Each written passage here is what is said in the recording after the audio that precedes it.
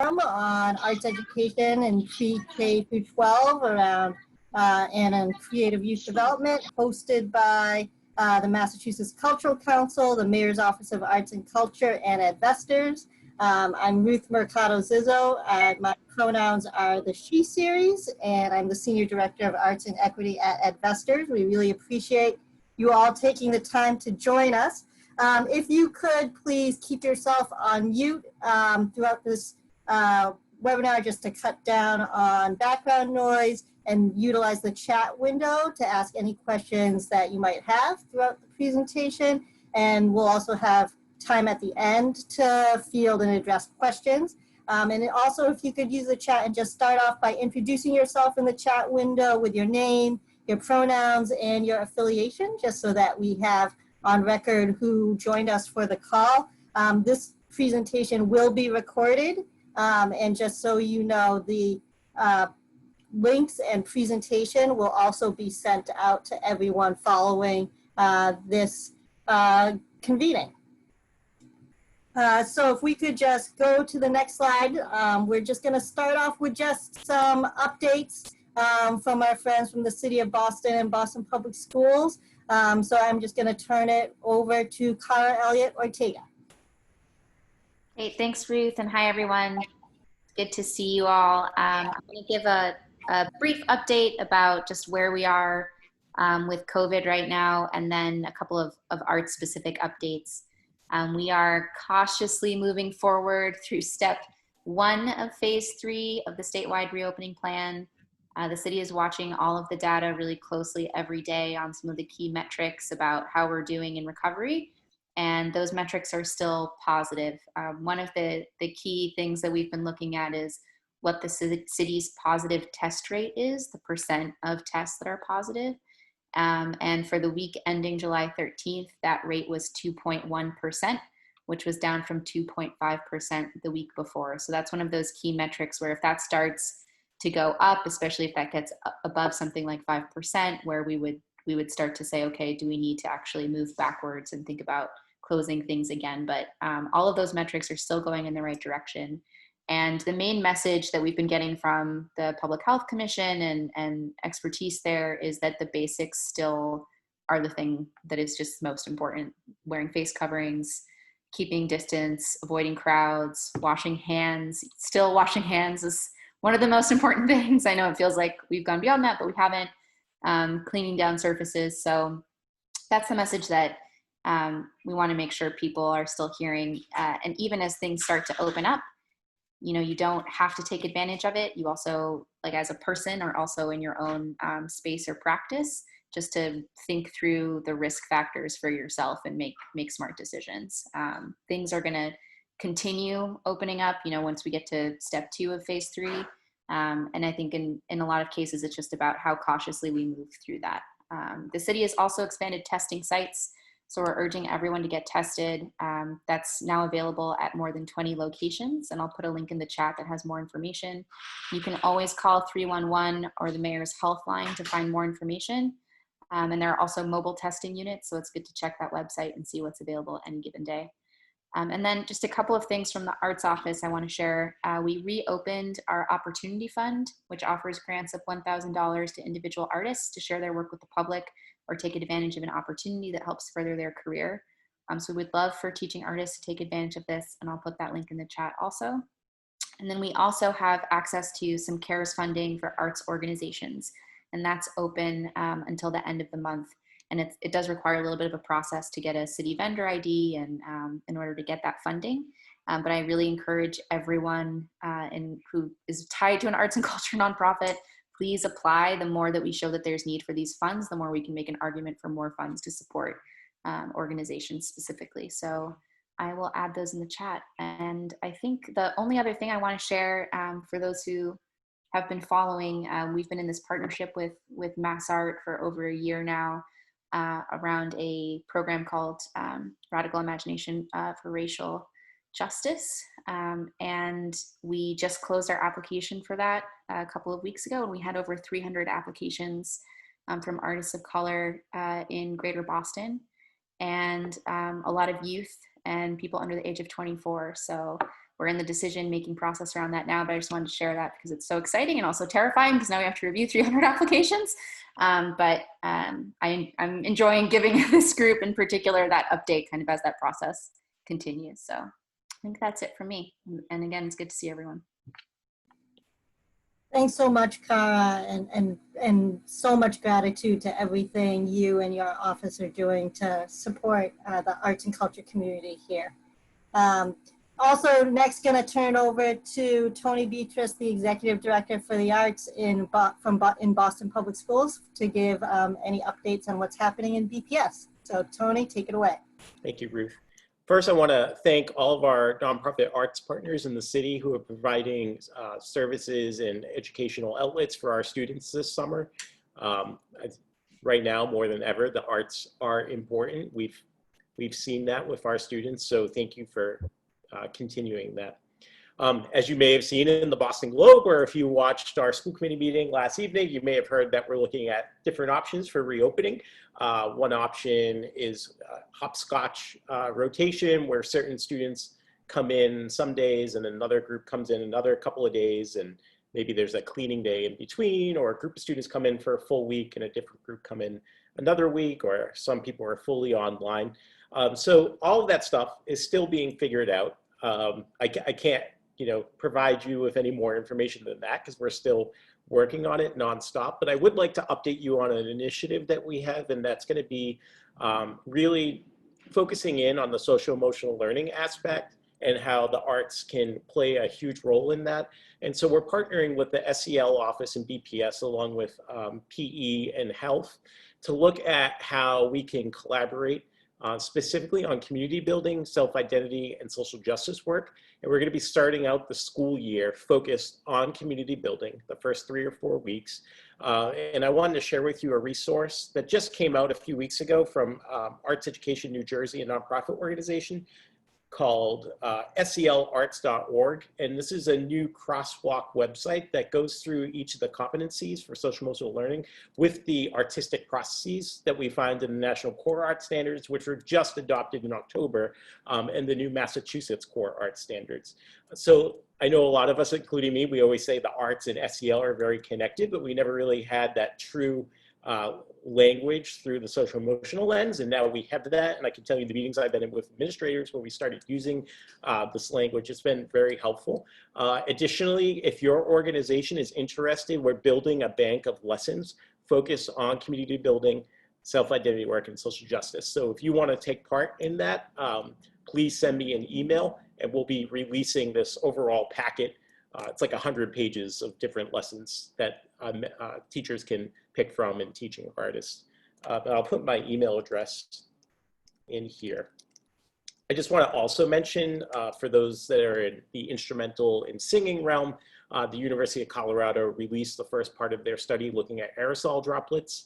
And there are some guidelines behind that specific to playing instruments and how many feet apart you need to be, putting a cover on the bell of wind instruments while still wearing a mask, all that stuff. So it's important to take a look at that. I think this week or next week, they'll be releasing the information about aerosol droplets specific to singing and humming. So that's just something to look out. It's all over Facebook. I can share it out to you as well if you want to see that. So that's all I have for right now. We will have more information in the next few weeks about partners specifically working with our students at BPS and what that would look like. We don't have that today, but we will at some point. Thanks so much, Tony. And I'm just going to pause for a second before we get into the bulk of our convening today to see if anybody, if you want to put in the chat any questions for Cara or Tony around those updates. I know that Cara is going to stay around even through the end of this convening, but I know that Tony has to run off to another meeting. So if you have questions for him, probably putting those in the chat now, we can take a couple minutes. I'm sure there'll be more later if you don't have them now too.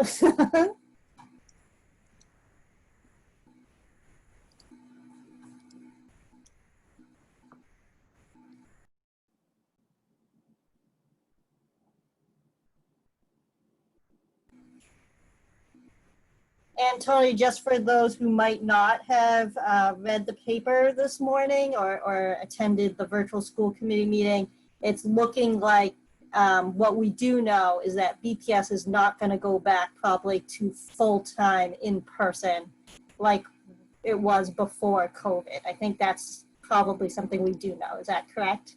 That's pretty safe to say, yes. Yeah. Thank you.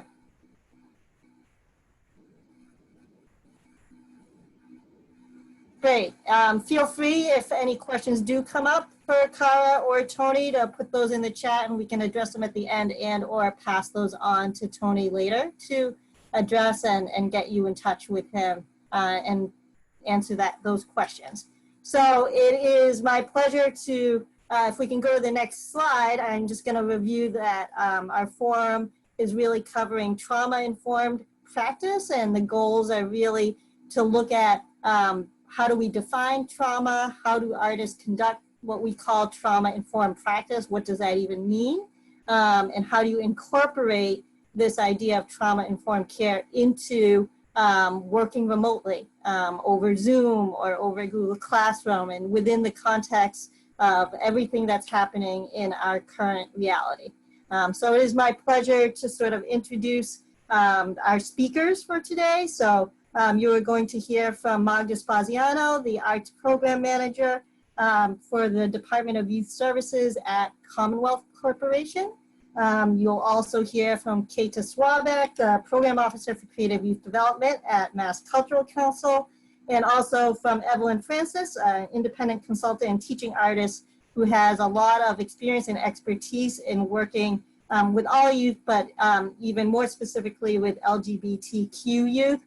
These three individuals, I think, are wonderful experts and resources around this concept of trauma-informed care, and they are so dedicated to youth. So I'm so glad to have all three of you here today. So I believe Magda, you're kicking us off. So I will turn that over to you, and I know you probably will want to go to the next slide too. So. Thank you, Ruth. That was quite the introduction. Hi, everybody. I'm very happy to be here. So we're going to start today. I'm going to start us off by sort of establishing some shared common language around stress and trauma before we move into sort of the resiliency and supports for young people.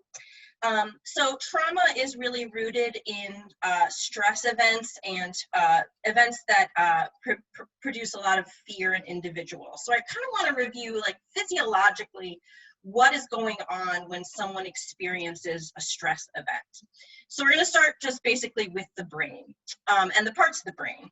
So your brain stem, which is at the base of your brain, sometimes it's known as the primitive brain, sometimes it's called the reptilian brain, and it controls processes in our bodies that we don't think about and can't control even if we were to think about them. So our heartbeat is a good example, our breathing to make sure that we survive. That's sort of what the brain stem governs. The next section of the brain is the limbic system. It's sort of the middle part of the brain. And the limbic system governs emotion and memory. And specifically within the limbic system, there's this little tiny nugget called the amygdala. And that is the fear response system in the brain. And that's going to come into a big play when it comes to stress. And then we finally have the prefrontal cortex, which is sometimes called the thinking brain. It governs decision-making, executive function, problem-solving, all that good stuff. Can we go to the next slide, please? Okay, so what happens to us during a stress event? Most of us are familiar with the fight, flight, or freeze response. So what's going on there? So essentially when your body perceives a danger, it immediately goes into survival mode. It's an evolutionary thing. It does not stop, it does not pass go. It immediately goes into survival mode. So that amygdala that I talked about in the limbic system goes into action and sends out an alarm to other parts of the brain and parts of the body to get ready to survive. So adrenaline and cortisone start pumping through your body. your heart rate increases, your blood vessels open, your blood pressure rises, and all of these are to get oxygen to your muscles in the event that you need to fight or flee. So with fight or flight, this is a response that falls into a category known as hyperarousal. So it can look like, what does it look like? It looks like emotional reactivity, disorganized thinking, hypervigilance, that kind of thing. The freeze part of this falls into a category that we call hypoarousal, and it pretty much looks like the opposite, right? So there's very little physical movement, a loss of sensation, a feeling of numbness, and diminished cognitive process. Next slide, please. So once the perceived danger has passed, the adrenaline and cortisol levels start to come down. Your parasympathetic nervous system kicks in with some other things that help bring you back down to a baseline, sort of a normal plane of existence. So there are three types of stress events that we talk about. One is a positive stress event. This is just a little bit of an increase in your heart rate, mild elevation in stress hormone. Think of it as your first day of school, getting a shot at the doctor, giving a presentation on Zoom in front of 50 of your colleagues, that kind of thing. And it's actually positive for a reason. These are important events to happen in a healthy development, okay? The next level is tolerable. It's definitely more serious, a more severe type of event. Tolerable stress events usually have a time frame around them, so there is an ending, a light at the end of the tunnel. And the effects of a tolerable stress event can be mitigated by supportive relationships in your life. So think the loss of a loved one or a serious physical injury might be one of those. And then we have toxic stress. This is prolonged activation of the stress response and the absence of protective relationships. Can we go to the next slide, please? So we're going to stay with this toxic stress for a second. So toxic stress can result in chronic or complex trauma.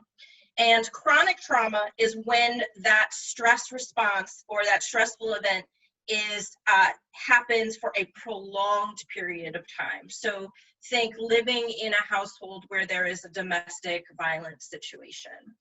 Complex trauma is related to chronic trauma in that it is multiple forms of chronic trauma happening at the same time. So you may be living in a household with domestic violence, but also dealing with food insecurity or community violence that is adding to that trauma. So that's what we mean when we talk about chronic and complex trauma. So in this place, your stress response is constantly being activated. You're never able to come back down to that baseline. And what ends up happening? So I'm not going to read this slide verbatim, but you can see that there are a myriad of negative physical, emotional, and cognitive effects. It should be noted that people who experience chronic and complex trauma, particularly at a young age, these effects are both short-term and can potentially be long-term into teenager years and into adulthood if they don't get properly addressed, and ultimately can have some pretty serious long-term negative physical outcomes for a person. Some of the adaptations, the effects, the changes that you might see in a person are adaptive, because remember, the stress response is a survival response. So a young person who, for instance, makes emotional attachments to other people, right? Children do that.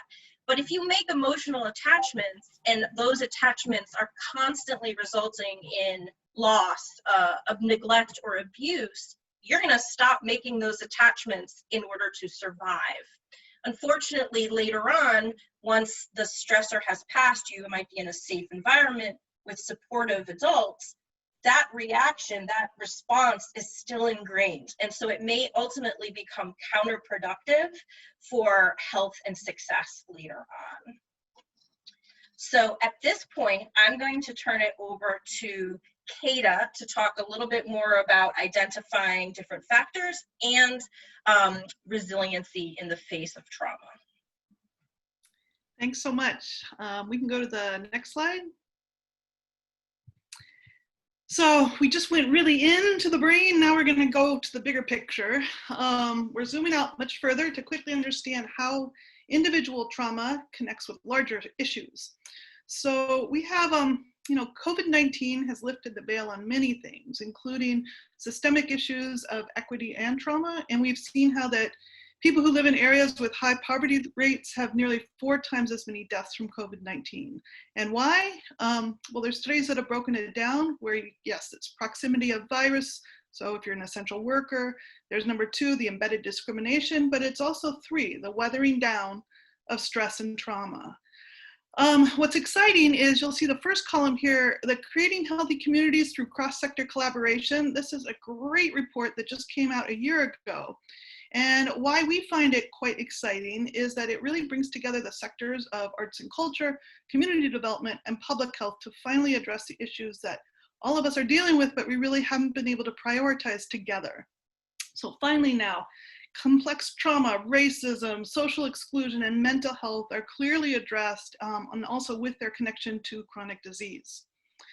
Now, it gets pretty big fast, right? So, but part of really wanting to look at the whole picture of this, the researcher and professor Sean Ginwright also coined the term radical healing to describe how the healing process that involves trauma really needs to involve not only the individual and the interpersonal, but also a priority of transforming institutions, policies, and systems that may be causing the harm in the first place. Now, that's all very, very big, and we have a lot going on right now, so we're gonna make it smaller. So next slide, please. So to understand more about the individual and interpersonal, you have to know about the Adverse Childhood Experiences Study. Now, this was published in 1998. It was a national research project of 17,000 adults coordinated by Kaiser Permanente and the CDC to better understand the incidences of traumatic experiences during childhood and its impact on public health. And you can see they had 10 distinct areas that they really looked at. And what they found out, and many other studies since then, have seen how childhood trauma has huge ramifications to families, communities, and our nation. And one example that I think is interesting is, there's 64% of adults that have at least one category of trauma. But the more traumas, the more categories that we have, so what Magda just talked about in terms of the complex traumas, the more our susceptibility to things like chronic disease, mental health, and violence in our lives. Now, how this affects our young people is that for those that have experienced 4 or more categories of trauma, their risk of suicide actually increases by 12 times. Now, suicide right now is already the 2nd leading cause of death for 10 to 24-year-olds. So what now is the time to really, really pay attention to trauma and its effects on our young people. All right, next slide, please. So now we can get more personal. So this is actually written by a 15-year-old boy who said, "Trauma has impacted me by sometimes making me feel totally down and sad or really angry. Also antsy and excited in big situations. It also impacts me by bringing me back to my hard times and making me think, hey, am I a bad person? I know that I am not, but my trauma can make me feel this way sometimes." I like this quote because it just really nails how many different parts is affected in a person. Because trauma impacts the way we think and learn, how we feel in our bodies, how we feel about ourselves, our relationships, and overall just our emotional and physical safety. One of the great quotes on trauma is this one, because I just feel like it really nails it. Trauma compromises our ability to engage with others by replacing patterns of connection with patterns of protection. This is so important to remember that, when a kid is really reacting, that it is all about protection most often. Also to keep in mind, when children receive the care that is erratic, attachments are broken, and therefore they often feel unable to make coherent connections between how they feel and how a caregiver is going to respond. They learn that they're unable to rely on or trust or tolerate or contain or attend to what they are feeling. So kids in trauma pay a huge attention actually to nonverbal cues, and many misinterpret tones of voice, posturing, and may see things and people as threats. Because as Magda said, you know, when survival requires all this kind of hyper focus, this part of the brain can become even overdeveloped because it has spent so much time in this sort of low level state of fear. So next slide.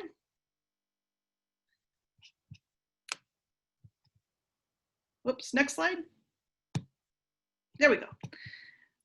So I was trying to figure out the best way to try to imagine this. So to illustrate what happens, let's take a nice evening walk. You know, imagine that you're on the left side here, walking down the street, and it feels natural to go through these steps. You know, let's say you just heard something and you're like, what is that? You interpret it, you process, you plan, you think, hey, I think it's safe to go across the street, and then you act and you cross the street.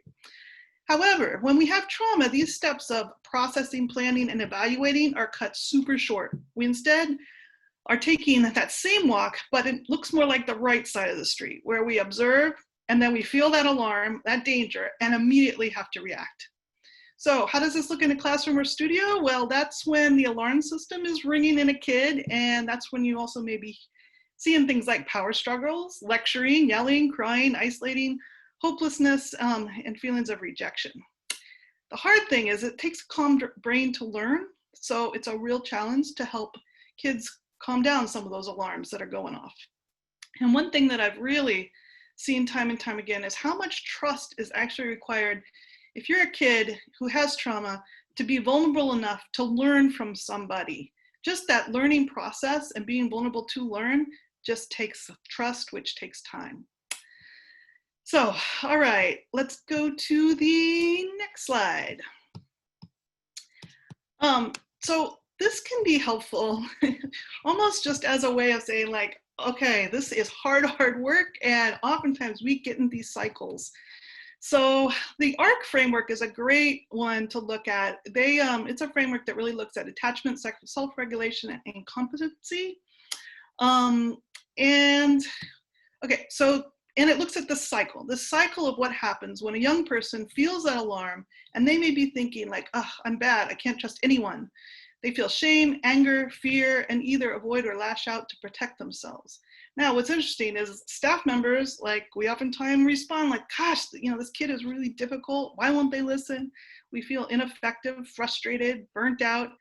And sometimes we can respond by being reactive and even giving punitive consequences. The problem is that the young person then feels that they are being controlled and they have to fight harder, and the teacher responds by saying, okay, well, I just need to dig my heels in and up my game. However, we have to remember that the young person with trauma has a foreshortened sense of their future, because when you're threatened, you know, you're not really thinking about months from now, right? You're thinking about now. And therefore consequences and for actions are not really seen as that important, and if rewards aren't really immediate, they aren't really worth going for. So, what can help? Next slide, please. All right, so again, really focusing on these skills of building competency, self-regulation, attachment. These are 5 ways that can help in working in situations. Number 1, we want to really help young people understand what's going on with their brain. So just like Magda was able to break it down, there's some incredible resources on the internet that, you know, as a way to explain it to kids too. One is called Flipping Your Lid, and there's we'll provide some of those resources as well. But it's really important that a kid knows what's going on, and if they're really going to have access to their thinking brain, you know, they've really got to help understand their emotions and connect them again to that thinking brain. So that's first. Second thing is, where can I go? Focus on providing security and trust. So before talking, everybody wants to jump to talking, but really first thing is safety. So place that emphasis on safety and a place to escape for a kid. So this could be the chill chair that's in your classroom or a breakout room in Zoom. And Evelyn will talk more about that. The third thing is, how can I calm down? So teaching skills of breathing, identifying feelings, using I statements, all those things, they can really, really help. And these are life skills that will last them forever. Interestingly enough too, for us all to be working on the same thing at the same time is good, and for us to be able to label how we're feeling in an appropriate way can really help a kid understand and not be misguided by cues that maybe, they may be misreading. Yeah, so fourth thing is, can you hear me? So the idea of listening is hugely important. Being able to reflect back what you've heard and offer creative opportunities for the young people to tell their stories and understand how their environment and history may contribute to their feelings is really important. And 5, help the youth feel protected, but also able to repair the damage that they may have contributed to. This is important because teaching skills of reconciliation and restoration gives them the opportunities also to be seen in a much more positive light, heard, and appreciated by their peers and community. All right, last slide here. Next one, please. Great, so the good news is that Creative Youth Development, we have what is needed for this next journey ahead. Now, why? Because we really excel at some of the things that are so crucial right now. Number 1 is we are collaborators. It's just for us to remember that we are creative beasts, and to be able to empower students through our shared decision-making and authentic choices is important. We are relationship builders. Relationships are the key right now. And so anything that we can do to help foster those relationships, that should be our priority. Also, we are communicators, writing, drawing, calling, mailing, we need to do it all. And finally, we're able to design sessions with continuity, relevancy, resiliency, and joy. Bottom line is to keep this real and to bring it on, and to remember that joy is contagious. And now I'm going to pass the baton to Evelyn to talk about how we can do all this, especially in the challenging virtual world. So Evelyn, take it away. Thank you. So next slide, please. Great. So how do we create a trauma-informed environment virtually? This is the question that we're all battling right now. So as we all know, building strong relationships is key to a good education. So one of the first things you'll want to incorporate into your regular practice is connecting or reconnecting, not just academically, but also personally. As Kata mentioned, connection is so critical for youth that have experienced trauma. So showing that you care right now during this time will help students reacclimate to your school setting or your program and more deeply connect all of you. One way to connect is to incorporate personal one-on-one check-ins on a regular basis between you and your students. And you want to track these to ensure that you are in fact connecting with each and every student. So I have a colleague that created an LGBTQ specific support virtual space called Tea Time, as in spilling the tea or dishing. And this is a playful, culturally relevant way to describe a space for pre-scheduled times for young people to check in one-on-one via Zoom. And the young people can come alone, or they can come together if they feel more comfortable coming in groups. And the topics range from personal interactions with outside of the group with others that may be harmful, which is important for you to hear about, to incorporating their interests into activities that you're doing, or unpacking what's happening at home. So these one-on-one meetings can be really critical to give you a lens into the life of the young person. So another way to connect might be simple. Send a note or a video, if you are tech savvy, that shows that you care about the student and their family or support group that they're part of in their home space. Because they are at home, a lot of students really need to be supported, and their families and loved ones need supporting them. So sending a note or a video can be something that can really help build that relationship with the student and their support group. Another thing is, don't forget to celebrate. Find ways to celebrate the growth and the strengths regularly. This can be a simple in-class Zoom shout out verbally as you're going through class. It can be on chat. You can use emoticons. You can even mail a postcard with a gold star in the mail to their home. or you can go overboard, as I like to do, and add their name to an organization-wide raffle for a chance to win an e-gift card to a local restaurant at the end of your time together. Might be overboard, but I love that. And we get to support local restaurants. Another thing that we need to focus on also is providing support.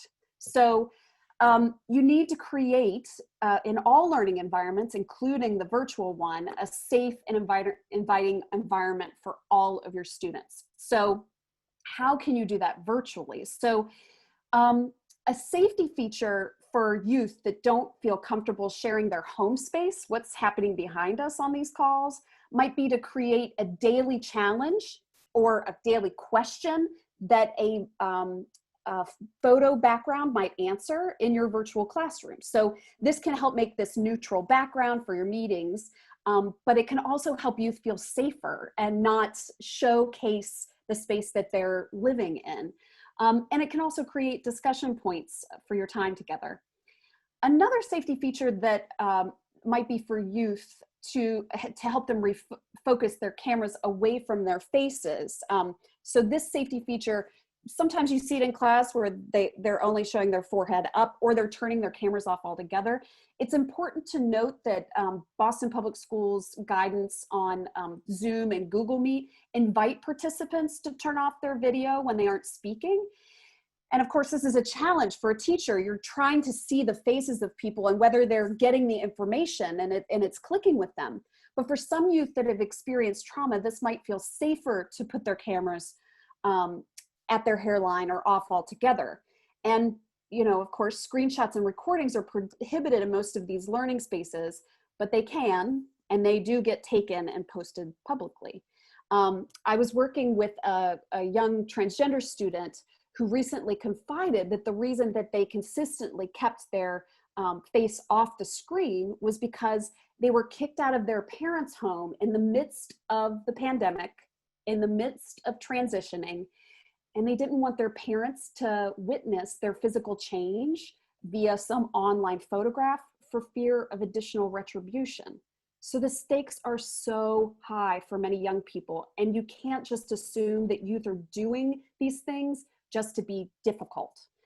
So another support for youth that have experienced trauma is be sure to develop predictable routines. So ensure that you begin on time and end on time. Try to make space for check-ins at the beginning of a class so you can touch base with everyone and they can hear how everyone else is doing. Add check-outs at the end of your time together. Also, consider building curriculum that incorporates student collaboration in breakout rooms or outside of the space. So Kata mentioned this earlier. On Zoom, as most of you know, or some of you might not, that the host of the meeting can move students into breakout rooms to do pair group or group activities. And then the host can visit each room to provide support on the activity. And then you can initiate a countdown, which will return all the students back to the main room. And I don't know about you, but that will be the fastest return to the main room ever in the history of the work that I've done. So it's a great feature on Zoom. Another thing that you can do is assign collaborations between meetings so that youth can develop relationships with each other, particularly students who don't know each other or are new to each other. That relationship builder, that time seems very short on Zoom because there aren't ways for folks to get to know each other outside of the classroom. So make that part of your assignments. Another support is to provide opportunities to explore individual and community identities. So as Kata mentioned, the differences in the lives of youth are stark. So don't pretend that everyone has a universal experience in this time. Point this out to the youth and build activities that'll make space for narratives of difference and support the sharing of culture in your work together. This will result in stronger relationships and deeper empathy and frankly, a more supportive, creative environment. And then finally, incorporate restorative practice into your work together. So in one of the resources that will be offered to you from the Rennie Center, R-E-N-N-I-E Center, this is a practice that is a healing centered practice. So it recognizes collective or community-wide harm. It addresses the root of trauma. It fosters well-being. It's deeply rooted in culture, and it supports the youth and educators in their own healing. So centering your work together as a restorative practice will move you away from harm and towards healing with your activities. So next slide, please. Thank you. So next, you want to challenge growth. So establish personal goals with each student offline that you can check in your regular one-on-one conversations. And also maintain rigorous but realistic expectations. So I have a teaching artist that I've been supporting in building a script virtually with a group of 10 young people. And her supervisor is the head of a department of a well-known local school, and insisted that this teaching artist have the first draft of a script recorded by the end of the first week of programming. So after she and I choked a little bit and discussed it, she established this very rigorous plan for the students that included a timeline for ensemble building and script development, and then also the recording. And she shared this plan with the head of her department to illustrate how the pace of the work virtually is much different. Thankfully, he backed off that 1-week timeline and more clearly understood the limitations of virtual learning. And the recording was made and shared in week 4 to much fanfare. But I would say you want to be prepared to teach folks around you who are outside of the classroom what the new normal and what realistic expectations look like. That'll be important as we move forward in this world. So next, try to provide some space for exchange of feedback, not just teacher to student, but also student to teacher. So there's a very cool app called AHA Slides, like AHA Slides, and it creates a survey in word clouds. So the students would text a response to an answer that you ask on Zoom, and a word cloud, you can share your screen and a word cloud will pop up with the answers to the questions. So you could, do a survey of the room for any purpose, including feedback about how things are going. And you can see what the responses are in this visual medium. Now, you may want to save it for later because it is live, so you might want to be cautious about that. But you cannot share your screen and share that word cloud later. And I think that's a really cool tool to be able to use as a visual medium in this Zoom world. So for trauma-informed spaces, it's also extremely important to support developmental self-regulation skills that help regulate the nervous system. So Magda mentioned hyperarousal, so explosive, jittery, irritable, and hypoarousal, depressed, withdrawn, and zombie-like. And you want to look closely for these indicators and help support the young person to identify and self-regulate. So again, as Kata brought up, the idea of a Zoom room. So a place that students can go for taking a breather, taking some time out is one idea. Another is just developing a norm in your space that enables youth to step away from the virtual classroom without having to say why they're stepping away. To give them the opportunity and the choice and the space that they need in order to self-regulate.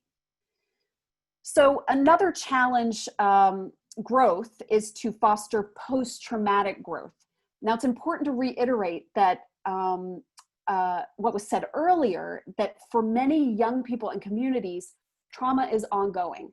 So we know that there are qualities and skills that allow people to overcome the most devastating trauma and not just survive, but find new purpose and meaning in their lives. And we do this naturally in creative youth development and in classrooms.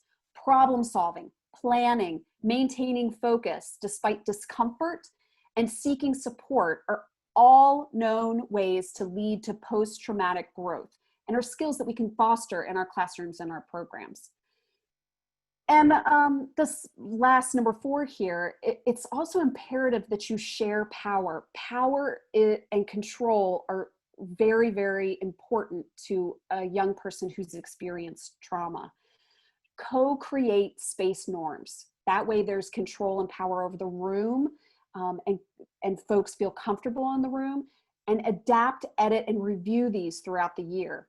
Another thing is foster student agency. So provide space for voice and choice and autonomy and accountability. And be sure to ask youth how they want to be supported in and out of the classroom or the program. And then create space for students to design and lead their own virtual activities with the group. So I was recently coaching another teaching artist, and she talked about navigating the virtual youth space completely different than she would a regular classroom. But in her class, she noticed that there was this difference with the young people. They just weren't participating in the larger group. They could participate in small groups, but they were having such a hard, and offline, but having such a hard time in the main meeting. So she decided to build these relationships and speak with the youth individually offline and ask them how she could support them. And in her first phone call, this young woman confided that her mother had passed away from COVID-19 in April. And this was 2 weeks into the program, and the teaching artist didn't know about this. The student had been displaying signs of trauma, but it read as disengagement to the teaching artist. So in this call, after a lot of deep listening and expressions of empathy, they collaborated to create a plan to move forward that would fit the pace of the young person and also continue to challenge her in building connections with other participants in the artwork.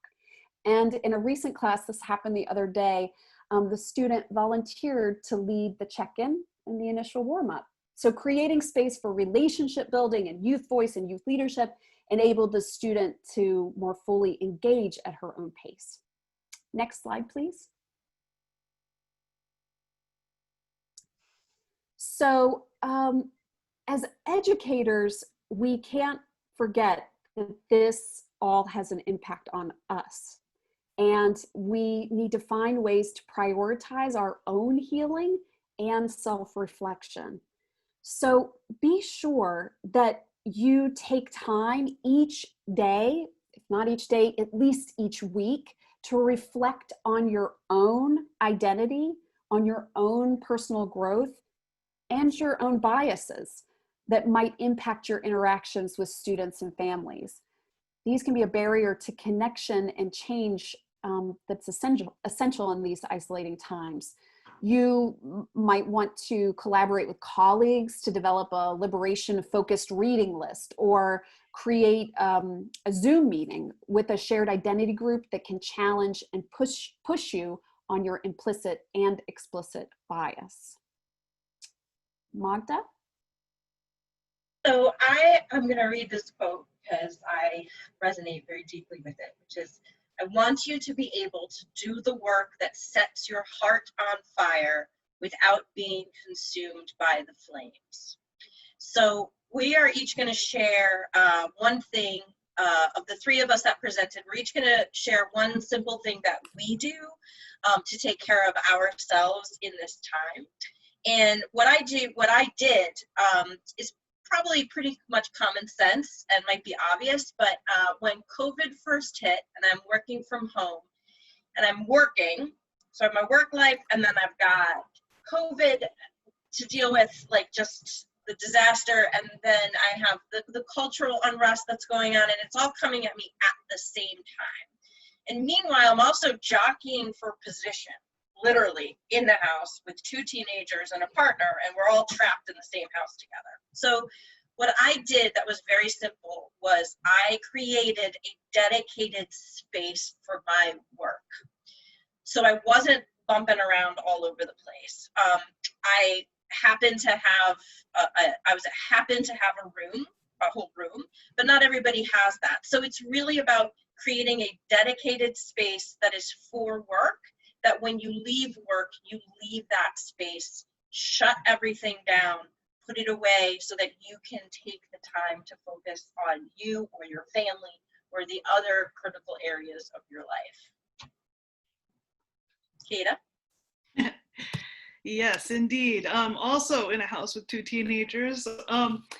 You know, I think what I just really want to emphasize is that this work is so gosh darn hard, and now it's become even harder.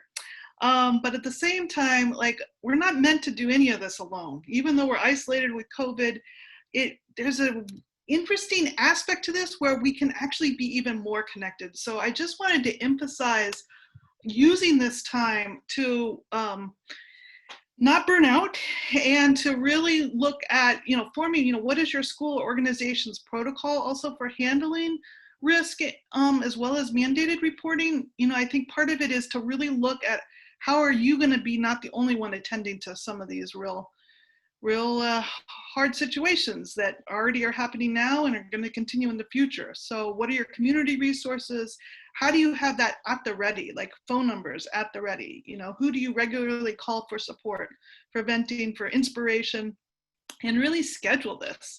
You know, I think that to me is the biggest thing, is being able to keep your own resiliency and your own, as Evelyn said too, your self-reflection that also includes being able, you know, what do you do in that morning? Do you write?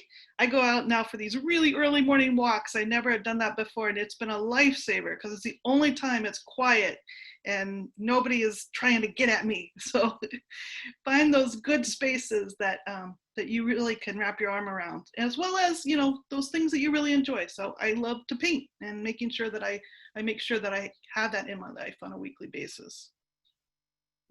Oh, and then I think we're going to be, unless, is there anything else you wanted to share, Evelyn?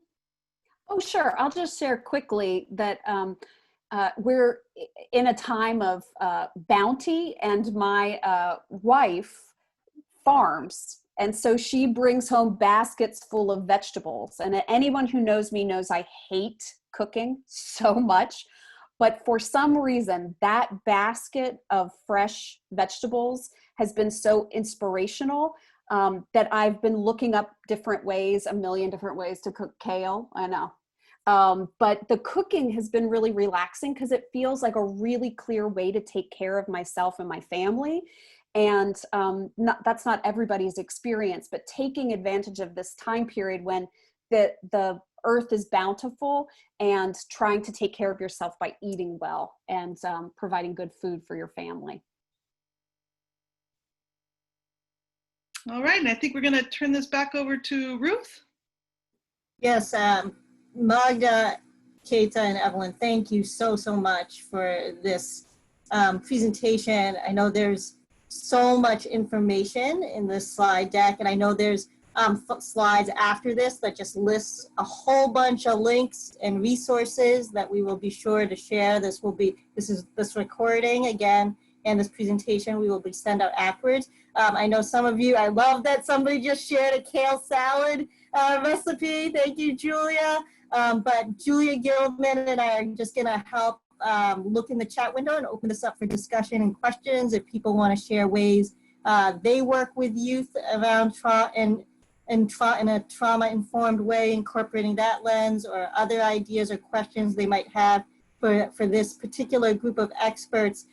Nicole from SAC, it's great to see you on the chat, but she asked, is there support managers can offer teaching artists who may face barriers or find doing self-care or self-reflection work challenging? Or is this every individual's sole responsibility? So I'll just turn that over to any of you three to answer.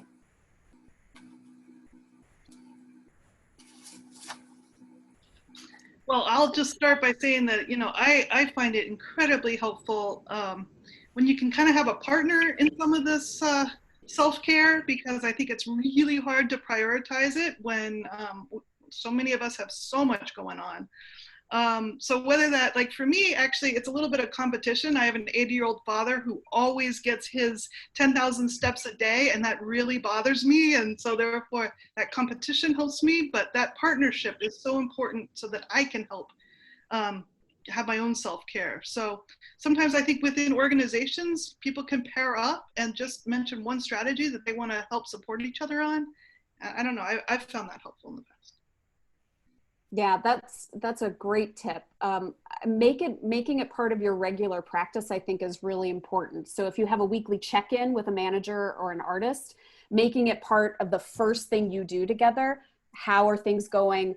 Tell me what you're doing to take care of yourself. Here's what I'm doing. Oh, that's a great idea. Just making it part of a regular check-in, I think, is a really important thing. Also, I've done the gift card thing for teaching artists as well. If they won't take a break for themselves, finding a way to, we've gotten donated gift cards in the past when I was working at the Theater Offensive, or folks would donate gifts, not just food, but also gifts for stores. And we were able to distribute those to folks on an as needed basis. If you see someone who is in need of something, maybe relegating some funds or seeing if you can get something donated in order to kind of encourage that self-care. I'm not sure if this is directly going to answer this question, but one of the things that I was able to do, I'm someone who engages and employs artists who then go out into the field. And we weren't able to go into the fields initially. What I started to do is I started to talk with the individual teaching artists about what other methods they could deliver their teaching that maybe didn't involve live and in person. So we weren't, I work with Department of Youth Services, so it's with youth who are in facilities. So there's a huge barrier of confidentiality and access really for safety and security purposes. So we started to talk, me and the teaching artists, about how else might you be able to deliver programming in this new environment, and was able to financially support them to fulfill their work by recording themselves teaching, whether in short little lessons. We had a visual arts teacher create an entire standalone project that would come in an art kit. So the art kits arrive on site, and there's a whole packet of instructions and enough materials for each youth to have their own supplies so they don't cross-contaminate. Now, obviously, these are somewhat resource and financially reliant, but finding alternative ways to achieve the same end is something I think we all need to get, we've all forced to really have to contend and face down, so. Great, thank you. I'm actually just gonna go right into another question from Mark from Company One, talking about how we're all used to, you all talked about how the importance of building relationships, right? And building relationships with the youth you serve, and how that's really paramount in order to build up that trust, that safe environment. And Mark is saying he's confident about building relationships in person. He's more concerned about how do you build those relationships online, especially if you assume that you need to start virtually. Are there any tips on solid ways of creating those relationships when you're separated by a screen, where you did not meet that person in person to start, and you know, and the challenges around that? So any tips? And I also will open it up to others on the call. I mean, so many people on this call and organizations I know are running summer programs with youth that may be new participants in your programs, and just tips and tricks around how do you get to know them, how do they get to know each other, how do you build that sense of community and ensemble in order to create that safe space. I'm happy to share one of the practices we're doing at Urbanity right now, which is, we talked about a virtual waiting room. So Our discipline is dance, which does not traditionally require a lot of talking in order to teach and learn. Whether or not we actually have quiet classrooms is a totally separate thing, but as you can imagine, that's a real barrier digitally. So when we're in person, part of faculty's contracts is they're supposed to arrive 15 to 20 minutes before class starts to make sure their music is ready, they're in the right dance wear, etc. That's built into their compensation. We're keeping our same compensation model so that on either end of classes, we can have talk time or a digital waiting room. So the teacher actually just logs on early or logs off late, depending on the class or the program that they're engaging in, so that there is that the time that you would normally spend chatting while you're putting on point shoes or taking off point shoes or waiting for the kid that takes the longest in the dressing room, so that it's built in and we're continuing that normalization so that there's conversation. And we found it's made it easier, especially for our middle school students, to then retain some of the dance class discipline, the idea of like not having to talk about or verbally process what's happening in your body, but processing it as a physical experience because they have talk time. So that's something that I've worked with a couple of teachers specifically on, that we're planning on moving forward as part of our formal digital curriculum. It's not a universal standard, it's a standard that's slowly been employed. And we actually found really good results with that, with a student who was upset last week and left class by slamming the digital door and just like turning off his camera and literally telling the teacher, like, you're not the boss of me, and leaving. And then they came back after class was done in the digital talk time and they had a conversation unprompted by the teacher. They just came back and like had the one-on-one. So building that in has worked for us. Thanks so much, Leilani, and really appreciate you sharing that specific example as we all learn how to do this in real time, right? So other thoughts from either the presenters or anybody on this call around this? I'm happy to share just what we've been doing with Josiah Quincy Orchestra program for the summer. We have 60 students that are involved in our summer program, which has all been focused on amplifying youth voice and creative practices. So student composition projects and utilizing some free web-based services that kids can access on their laptops. Most of the students are from BPS, and we've experienced about probably 12 new students that are from outside of the Quincy community in our normal year-round program. And partly the success we found is kind of restructuring a little bit, where we're doing 3 days of group sessions, and then we have a doodling to music class on Mondays, which is more of an opportunity for kids to socialize and connect around music and art. And then we're doing private lessons with the students, and that really is a nice way of having that individualized attention. It does mean that we've reduced one of our daytime group activities, but in place of that, we found that the private lessons are just a really great opportunity to reinforce musical skills, but continue to drive home that social and human connection with the students. So we found it to be really successful, and we're excited. In 2 or 3 weeks, we'll have an art August showcase of all the different student compositions and some small recitals of kids that are working on independent etudes and so forth in the private lessons. Thanks so much, Chris. Incorporating creative art making activities and creativity, I think, is really important in terms of that connecting youth with each other, and even as almost a self-regulation sort of strategy as well. I actually, and folks, please feel free to put more questions in the chat, but actually something I wanted to ask, Evelyn, you mentioned during your presentation sort of this idea of post-traumatic growth, like how do you help a student push themselves and grow forward and maybe move beyond sort of what has become their new baseline, I think, as Magda was saying, when your brain gets used to chronic and complex trauma, like just living with it. Can you talk a little more about like, how do you help foster that? And I'm also thinking about it sort of, relative to a lot of what you're saying about sort of the realistic expectations, but you want it to be ambitious yet achievable, I guess, is a way to talk about it with young people who who are already frustrated because of things that they've experienced in their lives, right? And so, or it might not feel like they're set up for success. So, right. So with most of my emphasis in performing arts, you know, problem solving and planning and keeping focused despite of discomfort, welcome to the performing arts. I mean, so I've seen Zoom is particularly hard. I think Leilani pointing out that people can slam their computer down and leave the room. Uh-oh, am I frozen? Can you hear me? nope, we can. Oh, okay, okay, sorry. Everybody seemed frozen for a second. That's real, that people can come and go and leave the room. And there is a question of whether that is linked to trauma, where someone has reached their limit and they've left the room, or is that them self-regulating?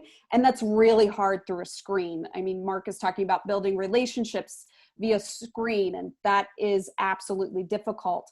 But I think if you remember, the reason why we're here is creating artwork together, whatever that medium is, and keeping the focus on, we are working on a project. It might be more bite-sized than creating a full scale with a set, props, costumes piece, but really trying to dig into, how do we, as a collective, as an ensemble, solve the problem of the disconnection? How do we plan a project remotely? Would we be doing more individual work and then coming back and presenting it to each other via Zoom? So I think that the arts naturally help support these efforts in the post-traumatic care and post-traumatic growth that needs to happen. So I would just caution folks to not forget why the young person is there. And often it's the art and it's connection. Kata or Magda, do you have other things that you would say about that? I just want to build on that in that, and I'm gonna see if I can get this added to the resource list. There's a gentleman named Dr. Ken Hardy, and he is really a specialist in racism and racial trauma. So that's sort of the lens that he looks at it. And he has this fantastic article that has really concrete steps on addressing specifically racial trauma. And the one, of course, being the theater artist that I am, that popped out is the storytelling. So giving young people the avenue, and it doesn't need to be, it could be within whatever art discipline you do, is a specific focus on telling the personal story. From my own experience with the population that I work with, providing outlets, particularly around grief and loss, are really important, because that's something that gets held onto, and we don't always have the most culturally aware ways of expressing it, or it sort of gets jumbled and it gets held inside. So I'm going to share this article, but that storytelling piece in whatever medium you're using, I think is really important. And I think, Kata, in our preparation, you mentioned that work right now while you're not in the room and can't intervene, that storytelling.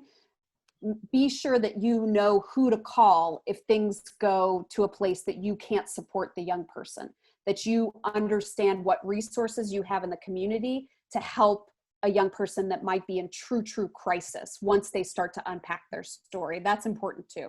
Yep. Yeah, and I just want to mention just real quick, just, you know, the benefits of warm-ups, also thinking about, you know, so many, I mean, when we were doing this work 20 years ago, it was felt very, very different. You know, one of the things is that when there were no cell phones, you know, people actually asked each other questions a lot more. That art of asking questions and getting to know each other has been a little bit lost right now. So I know one of the things that I've done is this thing called beautiful questions, where a beautiful question is something that doesn't have a right or wrong answer, and there can be a million different answers, but you get to know a person through these. With my own kids, I did 50 of them this summer, and they wrote answers to all of them, and we shared them back and forth, which was great. But I'm just gonna put in the chat here, there's also the New York Times, they have like 1,000 writing prompts, things like that, where you as an instructor can just pick, like, let's say 3 in a day, and then have kids write about them, draw about them, interview each other about them, or even have the kids, email you the ones that really like to find out about each other. And so there you can do warm-ups with, the mighty wind blows for, and then put them on that way, or stand up if and put them in that way, but just ways in which you can have fun over a Zoom where you really, that art of questioning and getting to know each other is also being taught. I think is huge. The other thing I just wanted to briefly mention, because Evelyn just brought that up, hold on one second, is, so in 25 years of doing this work, and then in a year working in a group home for emotionally disturbed adolescent boys, and then actually raising my own children who have a lot of trauma in their past as adopted kids, there's one thing I really, really wanted, which is just like, oh, can you just give me some one-liners that I can use when things are really tough and when I'm so exhausted and I don't want to think about what is the right thing to say. I just want to say something. I really wanted that. And then I also really wanted, how do I do this better? So we just put together just little one-liners. I put it in the chat box already. Oh my God, you're so fast. Great. So I don't know. I hope that can be helpful. You did put, oh yeah, there you go. Wow, great. Okay. I hope that can be helpful for people. There's also a section at the end of that, which is really about self-reflecting. So I think that, as we just get to know our own emotions, that can be good. So I think to Nicole's question earlier too, it's like how we can respond with how we are actually feeling to one another and be as honest as we can is fantastic. I think those words of transparency, integrity, relationships, being real, and helping each other to find joy wherever we can feels crucial. Thanks so much. And before we get to Amy's question from the ICA, I just wanted to address, and I believe this might be on the resources that we will be sharing out after this presentation, is that for those of you who are Boston-based, Keita mentioned, like, know when you need help as the adult that is supporting that young person. And if you don't know what to do, or if there's a youth in crisis and you just feel like, I need more expertise around this, just so you know, Boston Public Schools, if you go to the Boston Public Schools website on the COVID-19 section, there's a whole section on mental health resources, and they have a crisis line. It's called, the acronym is actually BEST, very similar to the Best Youth Worker work, but it's BEST. It stands for something else, but there are people available in multiple languages. It's a hotline for, like, I don't know what to do, and then they can refer you to other hotlines or other areas that are specific to whatever you're trying to address or need support with. It's just important to know that that is available. It's also the number, and that's for not only adults to call, but like students or anybody in the city can call that number. Know that BPS has some school psychologists on staff for this summer. They typically do not have school psychologists on staff during the summer. They usually are like teachers. They technically have the summer off, but they obviously in these times have school psychologists on staff for the summer to try to help with referrals and things like that. Thank you, Leilani, for posting the link. I appreciate that. So just wanted to make sure folks knew that those resources are available in case you do reach a situation where you don't know what to do. There's other places you can go. There are lots of resources and hotlines that can help point you in the right direction. But I also wanted to make sure that we address Amy from the ICA, I believe, had a question around just if any of you have, I think it was share the resource, and oh, Magda, you shared that resource on addressing racial trauma, but if any of you have anything else to add, I mean, racial trauma is obviously something that I believe is on the forefront of everyone's minds, and there's an argument to me it should have always been at the forefront of everybody's minds, but it's even more so right now. So if all of you just want to talk a little bit about this idea of like knowing that there is ongoing racial trauma that many of our youth, or maybe all of our youth, actually face. Yeah, I think it's so important right now, and thank goodness there are just so many really good resources. One of the links that Julia put in there is also at MCC. We have a whole link of resources, but there are so many out there, and I think I'm really encouraged by what Tony was saying earlier, that, you know, how do we really develop curriculums that are based on this history, that for us to really come face to face with it, and then also the creative ways to engage, to think about how can these systems be changed and affected and be different for our future. So I just think that the more that we can sort of come together as a hub to say, yes, these are the really top-notch resources, the better. Because I think a whole social justice arts curriculum has been needed for a very long time. Yeah, I think the resources are good, particularly for white leadership, to make sure that you are doing continual learning. And in this moment, this isn't a time for us as white leaders to say, we know what this is like. We know what people of color are going through, youth of color are going through. It's time for us to do deep, deep listening and look at deep, deep change. It's why I brought up in my talking points, being sure that you are making lots of space for culture. And that's not your culture necessarily if you're a white ally, but the culture of our students, which are often very racially diverse in our youth programs. So that deep listening can help you understand how you are a barrier or a blockade to progress. I would just add that. Thank you so much. Again, thank you to the three of you for just the expertise, the experience, the passion and dedication that you all have in working with young people. I wanted to we're going to close out, and I just wanted to say, I think there's a few announcements of where we're going to go. So again, we will be sending this presentation. We will send a list of links. You should see the list that Kata, Magda, and Evelyn have compiled of resources for all of you to help you in this trauma-informed work. Like, it's an amazing list, and I hope it'll be very useful to all of you. We will save the chat, and we will send a link to the recording, and we'll make it public, Leilani's question, so that you can send that link to anybody who wants to watch the recording along with the presentation. Please do not hesitate to contact. I think I can speak for the three of you, like, to contact. You can contact me, and if you have any additional questions or want to connect with any of the presenters on this call. And then I also wanted to, we have a couple of announcements of, speaking of like continuing this work as practitioners and supporting teaching artists we might supervise around doing this work.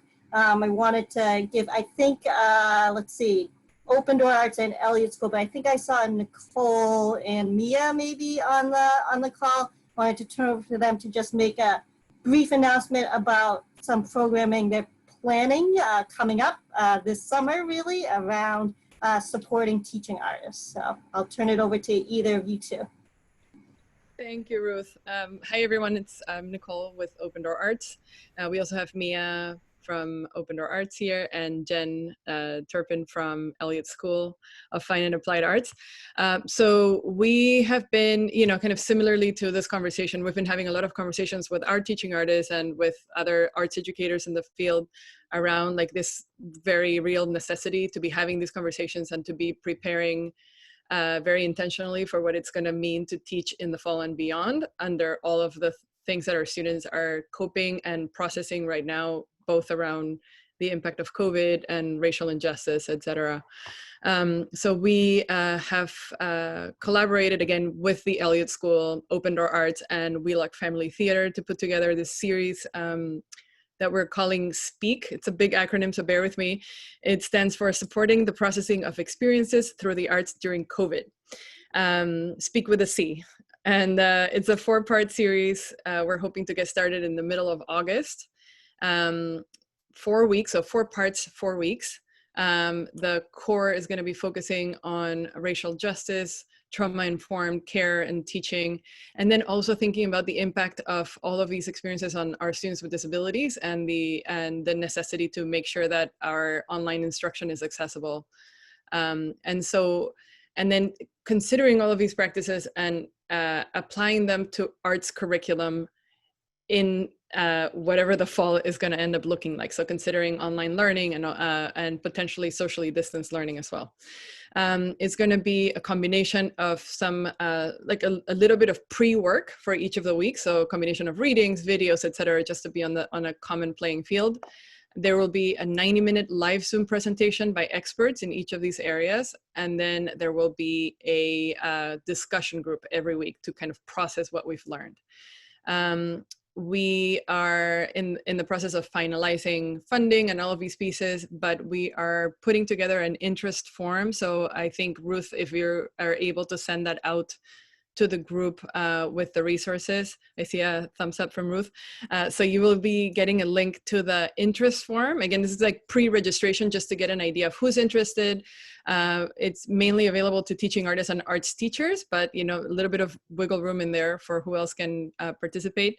And we are hoping, pending funding and depending on interest, we're hoping that we're going to be able to offer this for free, and that we might be able to even provide a modest stipend for participation, because we value that this is a lot of work and a lot of time. And also really thrilled that BPSArts Expansion is going to be supporting this initiative. So thank you, Ruth and the team. And I'll drop in my email in the chat box if anybody has questions. And if not, just expect to receive the interest form in the next couple days. Thanks again. Thank you so much, Nicole. We really appreciate your Open Door Arts, the Elliott and Wheelock Theater's just real intentionality around thinking about, as things are going to look different, even if we don't know exactly how it's going to look come the fall, how can we best prepare and help support those who will be working with students both in and out of school, whatever that means, moving forward. So thanks so much. Just so you all know, we've been having these monthly virtual forums around arts education and CYD, in collaboration with Mass Cultural Council and the Mayor's Office of Arts and Culture. I mean, if these are things that you still feel are useful, we are willing to keep doing them. We've been doing them, every month or two. Originally, we had thought that we were just going to do one, and then as we continue living in sort of our reality, we've been getting a lot of feedback around, let's keep doing these around topics that might be pertinent. But if any of you have suggestions around things you would like to delve deeper into or see covered, please let us know. I'm putting my email in the chat or if there's something you want to share or present about things that you've sort of experimented with or are struggling with, or just want to share and talk through with this wonderful group on this forum. Everybody who participates has so much expertise to offer around the work we're all doing. Please let me know. I'm actually going to turn it over to Julia Gittleman, who's going to close us out. So Julia, it's all yours. It's always so exciting and inspiring to sit through one of these. Each one gets better and better. I think there are two things I want to say. One, it's so encouraging to see this community come together, to see teaching artists, to see teaching organizations, art organizations, and Boston Public School teachers work together as a community. This community is getting stronger just as we need it to be, so that we can be here for the children of Boston. And to see this growth over time is amazing. It's inspiring to have all of you together. These three presenters were the best we could hope for on a really challenging topic that continues to expand before our very eyes. And so I feel like this is just the beginning of this conversation, hopefully, and with the work that Open Door and Elliott and Wheelock are planning, we see a through line going ahead, but it's not a conversation that's ending today, it's just beginning. So thank you, three. Thank you for everybody who showed up. I also put my email in the chat box because through the support of Edvestors and the Bar Foundation, we continue to offer monthly office hours for organizations who want individual support around planning for the fall, around any kind of issues, and also my ability to help connect people to each other. That's what these forums have also done. The Mayor's Office of Arts and Culture, of course, has been critical and all that connecting too. And so thank you all for coming today, and stay in touch because we'll be planning more of these in the future. Thank you, everyone. Take care of yourselves. Enjoy some of the summer, please. Thanks again.